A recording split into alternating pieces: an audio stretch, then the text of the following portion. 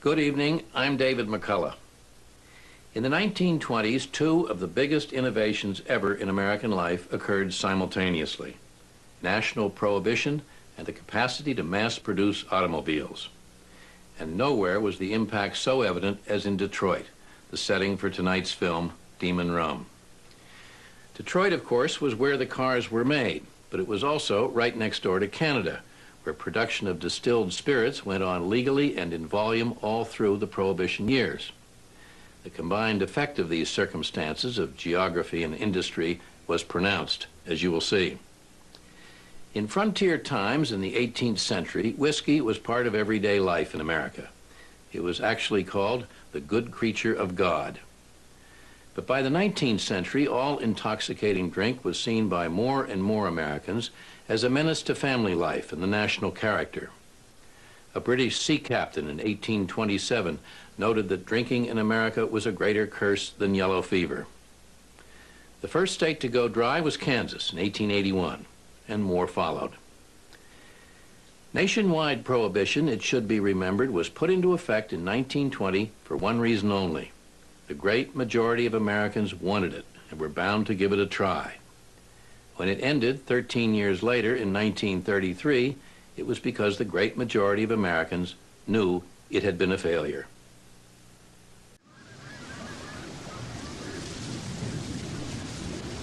The coastline of Michigan in the 1920s became a symbol of all that went wrong with Prohibition. The liquor laws here ended in chaos, a mix of tragedy and public farce. But just a few years earlier, the people of this state had believed in Prohibition. They were once in the vanguard of the movement to make this country dry. This is a story of the rise and fall of Prohibition along the Michigan coast.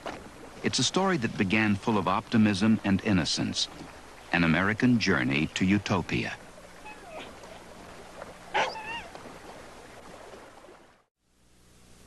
My father was addicted to liquor. I was around 7 or 8 years old at the time when my father took my mother down and abused her and choked her. And from then on, she was really afraid of him. And he would come across that prairie. We could hear him coming, yelling at the horses.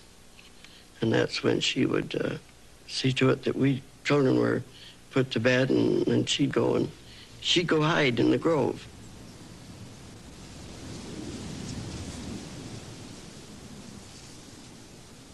It was mostly men who drank at the turn of the century, and women suffered the consequences. Crusaders like Carrie Nation tried to shut the saloons down. For her, they were the work of the devil, a destroyer of human lives. And it wasn't only the religious who could sympathize with that message. From 1900 on, drinking was rising rapidly in this country. As it did, opposition to the saloon rose rapidly as well. 1914, young men and women were pouring into the cities.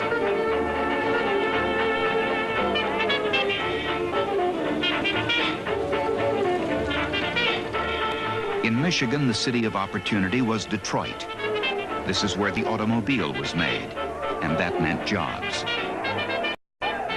One of the reasons that we moved to Detroit was because Detroit was a boom town. As far as my father was concerned, it was the city of the future.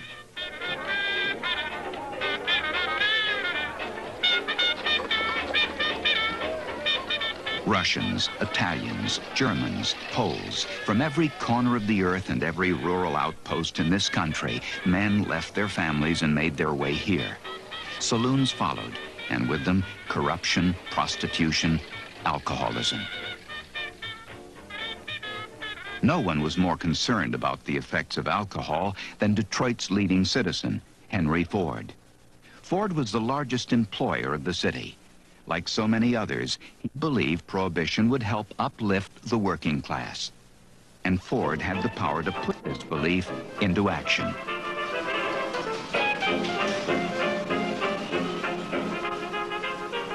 He had control of so many thousands of people, and he had them in such order, the lines, the production lines, the coming and going, the shifts, 3 shifts.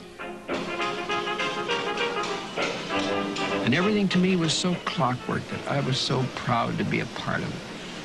And Mr. Ford to me was like a god. He was like a god. This was a progressive era, a time of optimism, a time of reform. Ford decided to reform his workers' lives. But Henry Ford really was an idealist. He was a mechanical genius.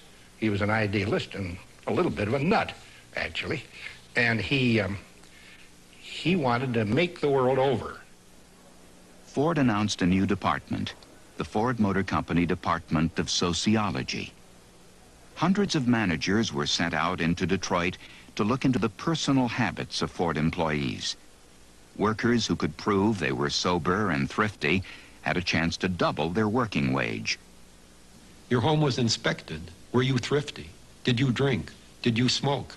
Was the house clean? What were the habits of the family and the like? What Mr. Ford wanted from his workers was a good day's work on the shift. Go home, eat and go to bed, and you'd save your strength and get up and give them a good day the next day. That just pops in my mind, and it is the truth. That's why he didn't stand for drinking, smoking, or carousing. Prohibition and progress. These 2 words became wedded in the country's imagination.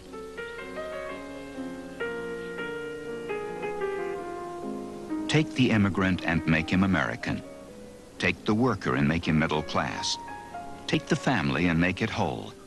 This was a compelling dream of prohibition, and it became the most popular reform of its day.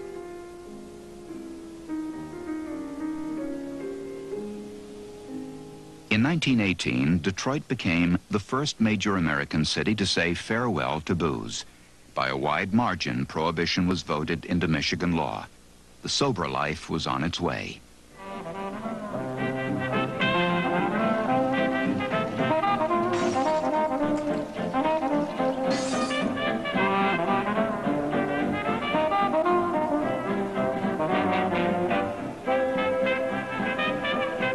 It was Prohibition's fate to come of age in the 20s, to get caught in all the powerful currents of that time.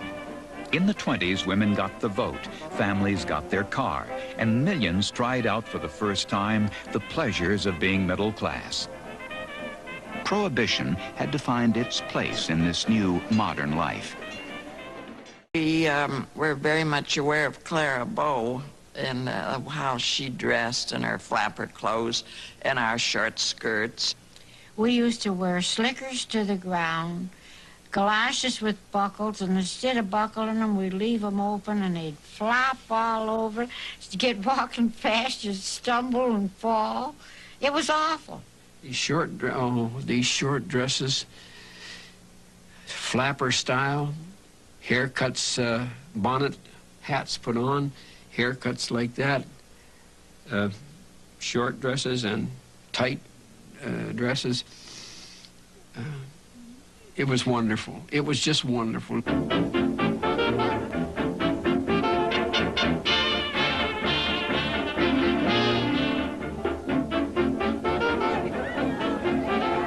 America was modern, America was rich, and one of the centers of all that wealth was Detroit. There was an excitement in Detroit then. I mean, it was, you know, this is the place to go if you want something made, if you want something manufactured, if you want something new. Oh, it was wonderful. In the first days of Prohibition, Detroit would have seemed to most visitors a model of what a dry city should be. After the law took effect, productivity went up, accidents and absenteeism went down. Crime went down, drunkenness went down, death from cirrhosis of the liver went down, and the like. And prosperity went up. So all the good predictions seem to be coming true. The village of Ecorse lay on the water, 10 miles south of Detroit. For years, it had lived in the shadow of the city, without much in the way of money or work. Some made their living by cutting ice in the wintertime for a Bobian Ice Company. Some people worked on farms. When my dad was young and he lived in Ecorse, they had a hook mill down there on the creek. And he worked there for $1 a day. And that ain't very much money, I guess, you know. But Prohibition changed all that. By 1920, the ban against liquor had been written into the American Constitution. It was the 18th Amendment, and on paper at least, it meant the whole country was dry. There was now a national market for smuggled liquor. My uncle got my dad started. He said, hey, you can make more money if you go over to Canada, get a few cases of whiskey, bring them over here. You can clear yourself $50 on a case of whiskey. So if you carried even 2 cases across on your boat, in your rowboat, you made yourself $100 for that day. Well, that's good money. Ford was only paying $5 a day. The business of America in the 20s was business, and the citizens of Michigan didn't miss their chance. Liquor began to flood across the border. We could see the bootleggers coming down the river from up in the St. Clair Flats, going downriver to Ecorse or places like that, and you could just hear it a roar, like an airplane roar. And then following them, maybe about, half mile behind would be the smaller boats, which were the Coast Guard. But nothing ever happened. We never saw anybody come close enough to catch them. I don't think they ever caught one. Sometimes in the wintertime, there would be maybe caravans of 20, 30 cars going across at once. They'd load up all their load and all go across the ice and then across the island and then across the North Channel and divide up and go Detroit, Pontiac, all over. And they got through with it. Canadian distilleries set up outlets right at the water's edge. They cooperated fully with the American bootleggers. For the town folk of Ecorse, life had never been quite this good.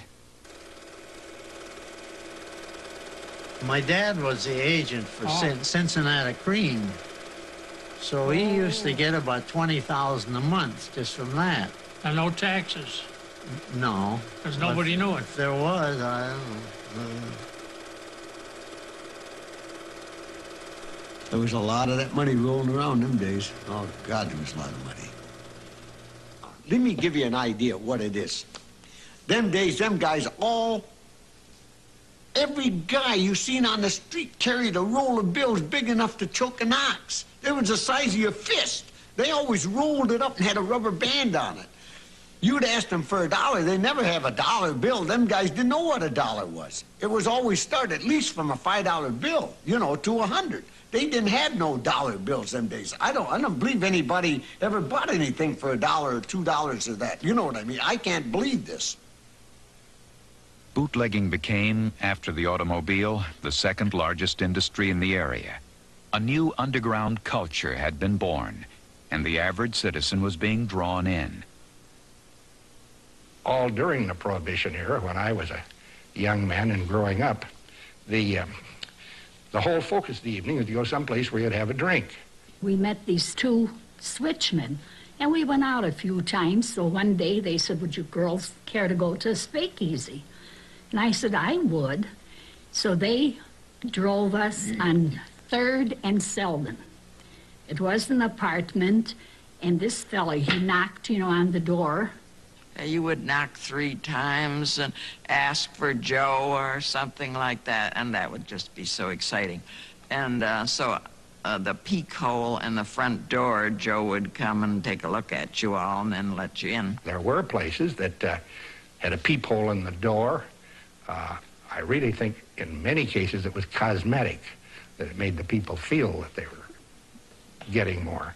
So we went through this dark, dark corridor, and I was really getting scared, I thought, well, what did we get into? So here, we turned to the left, and we saw light. And they had the speakeasy in a basement, and it was really beautiful.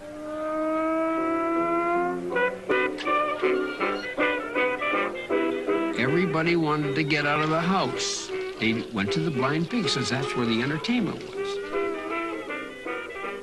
I was a musician, and I found out that I could make real good money working in a blind pig, or a speakeasy, whatever you want to call it. And we would play loud, because the boat came in underneath the pier, and they would open up the hatch, and they would pass the cases of Canadian whiskey and pack them in the warehouse.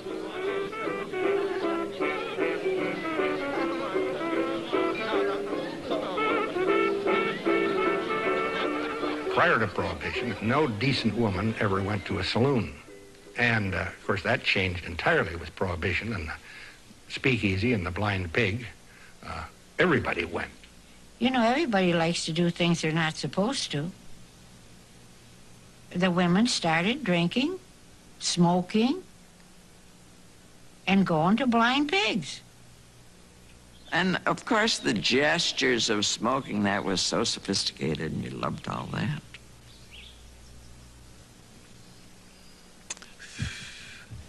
You know, it used to be that the woman sat in the house and the old devil did what he wanted to do. But now, after Prohibition, the women started... I think it was great for women. They scared me. These women, they weren't the submissive type that would, yes ma'am, no ma'am. They were starting to chew you out, and they were starting to say things to you that were very, very, very discomforting, because you realize, oh, this is no easy mark. This gal has a mind of her own, and she is starting to chew a little bit.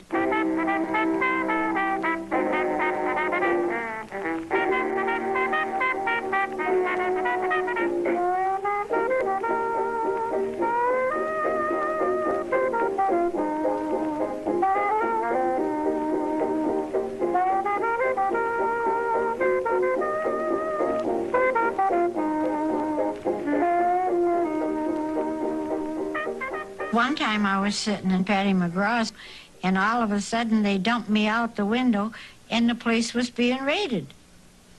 We just go in with fire axes and smash the bar and everything up. And we used to even give them tickets to appear in court. We didn't bother locking them up, give them tickets. Disorderly conduct. They'd appear in court, and the judge would fine them $25, $30. And then our job was then to find out where they sprung up next, and then try and hit them again. Just keep harassing them. I can remember, even as a child, Prohibition enforcement officers coming into a street, and we didn't quite understand it. We were children, but seeing beer or booze running in the streets. They had gone into a house and smashed it up, or engaged in tip-over raids without search warrants and the like. Smashing up their property, manhandling them, brought considerable opposition to Prohibition.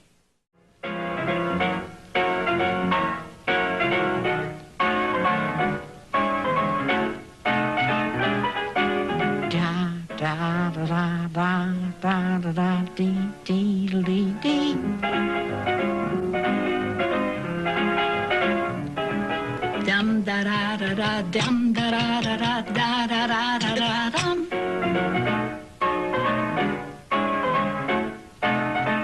When you went to the Charleston, you became a bum, a vagrant, a nut.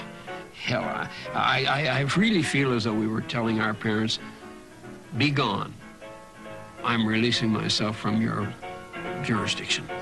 I want to do the Charleston. The Charleston, jazz, speakeasies, the rebellion of youth, they all became part of the great spectacle of the 20s. This is how the myth of the jazz age was born, even if that age wasn't half as sinful as it pretended to be. As I look back through it all now, there was a great innocence about it.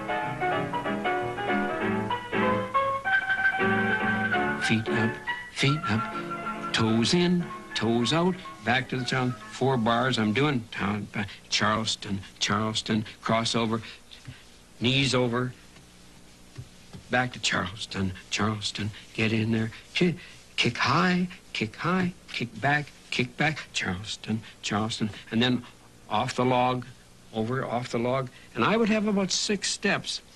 And then the last chorus, I would fly. I would just fly my feet in the air in the Charleston, and up would go my feet up and back, and I was in control the most of the time.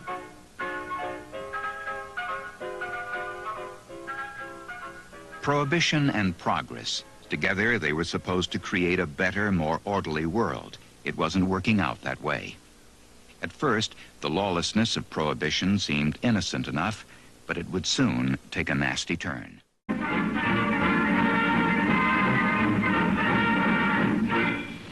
Now that the ice has disappeared, the U.S. Customs Patrol Fleet starts its annual game of hide and seek with rum, dope, alien, or what have you smugglers along the Detroit River and the Great Lakes, and they can smell hooch a mile away.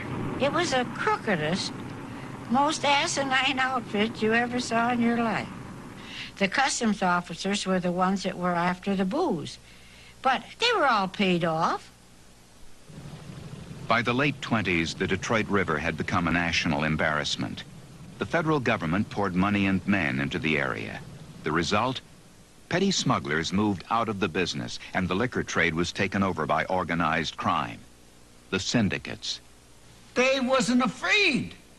These guys didn't have a... These guys wasn't afraid, and most of these guys had a guy alongside of them that was a guy that carried a gun in case anybody stopped them. They meant business, you know. The gangs were going after each other for territory, and it was on. Everybody was for themselves. And of course, the rough stuff really started. That's when they start rounding everybody up. I was one of them. They'd just pick you up the street and bring you in for questioning. Hundreds. In various cities, various gangs or various ethnic groups got supremacy. St. Louis was heavily Irish gangs. Chicago with Al Capone was heavily Italian. Detroit ended up heavily Jewish with the so-called Purple Gang run by the Bernstein brothers, Izzy and Abe and Ray and Joe. I was working for a man called Bernstein, who owned the Polar Bear, and he was the kingpin of the best whiskey in the world. Well, Ray was a affable roughneck who ultimately went to jail for murder. When we first started to work there, he let us know that he had a favorite song. He had and one of his favorite songs was about his mother. I'd see him walk in, and he was smiling and all that. I'd go to my Yiddish mama. I miss her more than ever now.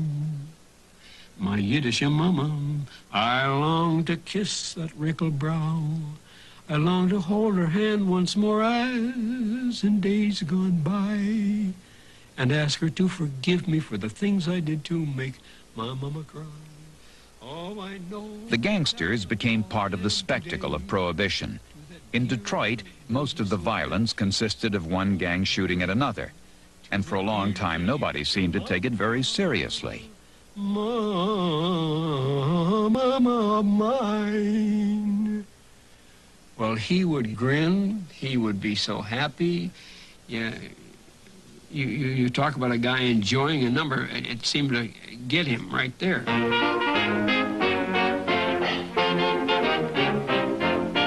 Who's gonna care? Who's gonna cry? Who's gonna worry if I live or I die? Say who?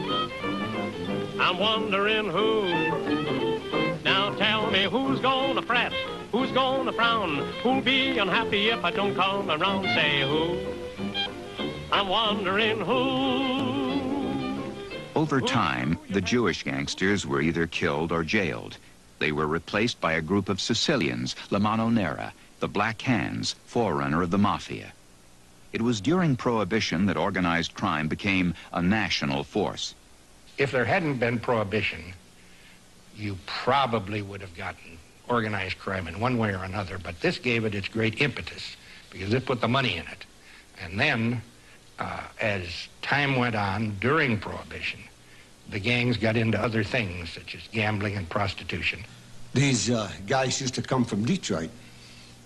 They were Black Hands and I think, I heard a lot of people say it was part of the mafia would come down. They'd come down in these great big brand new Connor Lincolns and Cadillacs, you know, and they'd all be smoking cigars. These guys didn't smoke cigarettes them days. It was cigars, you know, all these great big stogies these guys smoked, you know.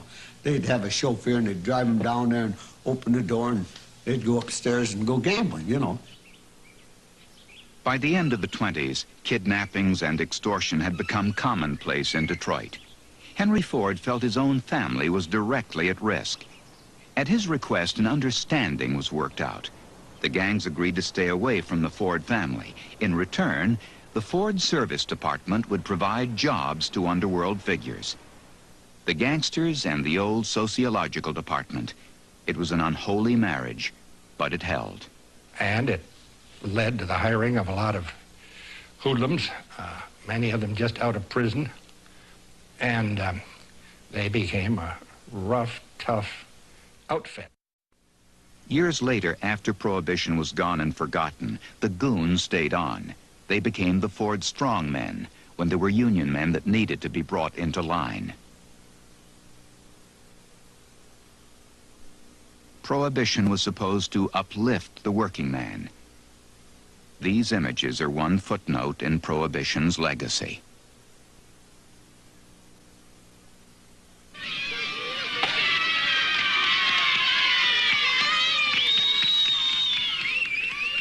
During Prohibition, corruption reached nearly every layer of Detroit life. Protecting children was one of the driving concerns of Prohibition. Now, as the noble experiment came undone here, there was still one failure to come, one last chapter to the story. It started, I was about 11, and I went on all the way up until I was about 14. They would give us this cut moonshine that they used to mix over on the east side, and as kids, we would go put these flat pints in our lumberjacks, you know, and go downtown to the Toller Hotel or the Statler Hotel and wait for a salesman to come out, and he'd go up to him and ask him, would you like to buy some whiskey? So he'd say, is this the good stuff? He'd say, oh, yeah, right off the boat, you know, and we'd sell it to him, and we'd get $8 a pint. It proved that there was some money to be made with the grown-ups, and all of us at an early age got into it. Oh, we used to go to Blind Pigs when I was younger, too young to be there. The Detroit News had a big expose about grammar school children literally being drunk. Grammar school children, schools in middle-class neighborhoods that didn't seem to be much of a respecter of class would be found drunk, and there'd be bootleggers and blind pigs in school areas. I was going with a girl that was going to Western High School, and I asked her, I says, well, I'd like to find some good whiskey. And she says, I can get it for you. And so I went over at 4 o'clock in front of Western, and she was there with her brother. He opened his school book case, and there was pints of whiskey in the school book case. Parents begin insisting on what they call safety patrols to police the areas around schools. We get a prestige school like Cass Tech, where the students in the school were not allowed to go out for lunch for fear that they would be accosted by a bootlegger who would try to sell them some booze. We get one school that's literally closed, the Bishop School, because they just couldn't control the drinking in the area.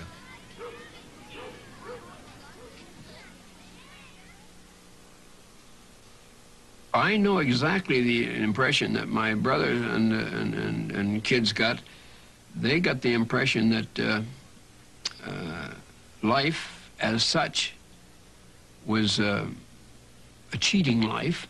Cheating because the father, my father and all the other kids' fathers were sneaking drinks. They were making Bees beer, they were drinking Rotgut, they were drinking winos, they were doing all kinds of and these kids couldn't believe that their families or that their fathers would break the law and do all that. So it made a kid think, well, I don't think so very much of the United States laws. There was no law. There was absolutely no law during Prohibition. And as young as I was, I can still know that. Prohibition had been passed in the name of women and children. Now, in the name of women and children, citizens began to agitate for repeal. We believe that the 18th Amendment has failed, and failed badly. I'm a reformed prohibitionist myself. I hoped it was going to work. I'm forced to admit that it has not. The 18th Amendment has delivered this nation bound hand and foot to organized crime, financed by racketeers and gangsters, which are all synonymous with bootleggers. Everybody felt that Prohibition was not working, and that someday, quite shortly, it would end. No constitutional amendment had ever been repealed, and many felt it couldn't be done. But the campaign against Prohibition got sudden help from a national catastrophe, the Great Depression. You had money in the bank and you couldn't touch it. Nobody could touch it. The banks were closed. The bottom was just pulled out of everything.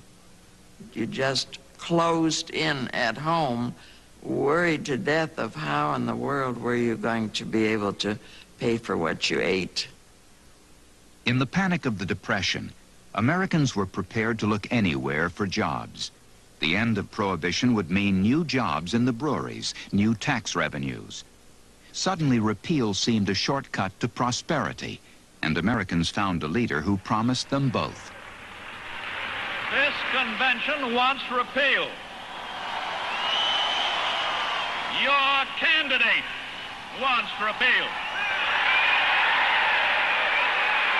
And I am confident that the United States of America wants repeal. 15 years before, Detroit had been the first major American city to go dry. Michigan had hoped to be a model for the country. But in 1933, the state of Michigan became the first to vote for Prohibition's repeal. You have to remember that the Depression was so dismal. At last we have something to be pleased about. People were walking down the street cheering, you know, about beer was back and Prohibition was repealed, and it had a tremendous effect. I can remember going to a West Side saloon, and it was so crowded you could hardly get to the bar, and people were singing "Happy Days Are Here Again" and drinking this beer, 5 cents a mug.